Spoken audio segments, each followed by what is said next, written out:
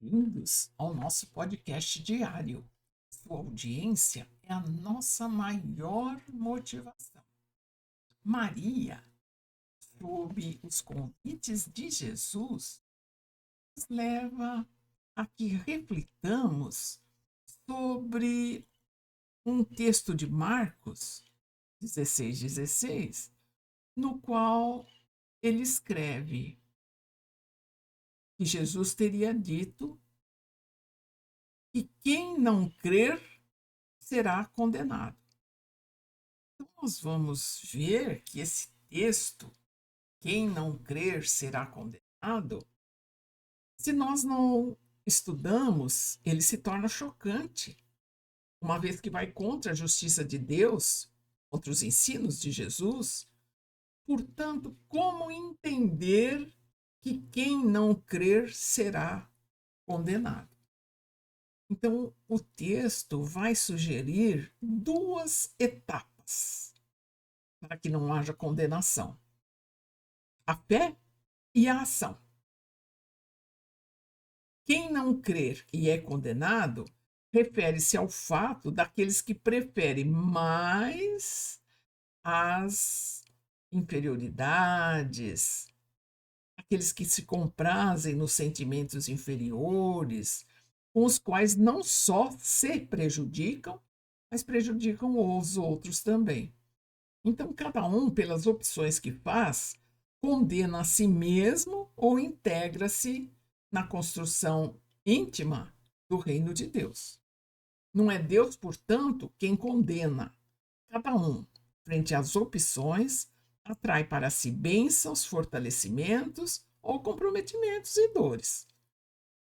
Todos estamos no mundo, porém podemos escolher para viver conforme o mundo, no seu individualismo, cada um isolado em si, sem solidariedade e fraternidade, sendo justo que de tal forma de ser, ele atrairá pelas próprias energias que desprende situações difíceis.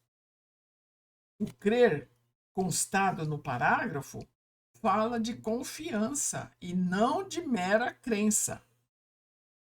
É ter a certeza de que em tudo o que acontece tem uma razão de ser e que tudo se desenvolve na presença de Deus. Daí entender a diferença entre acreditar e crer.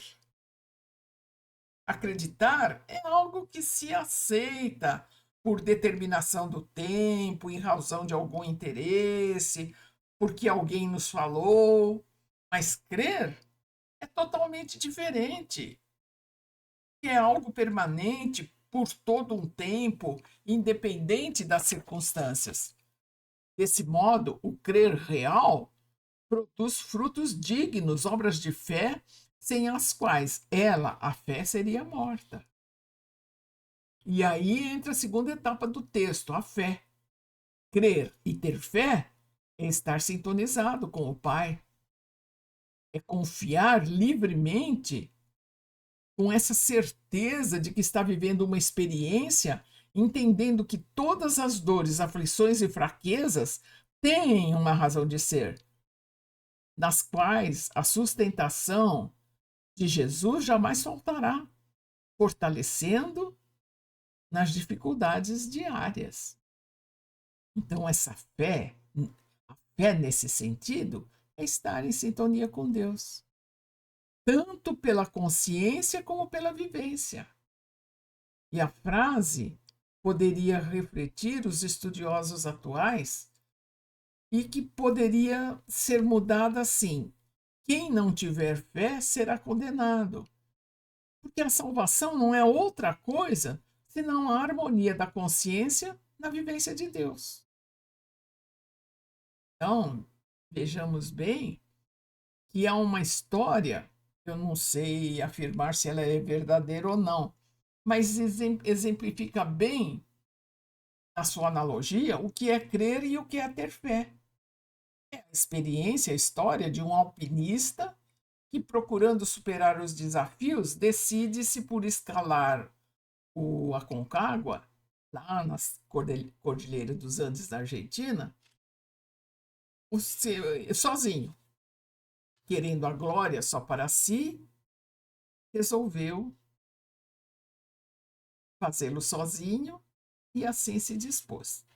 Então, no decorrer do percurso, veio a noite, havia lua, estrelas, tudo era breu, tudo era escuridão, o dia clareou novamente, enfim, ele foi fazendo tudo aquilo que era compatível com a escalada.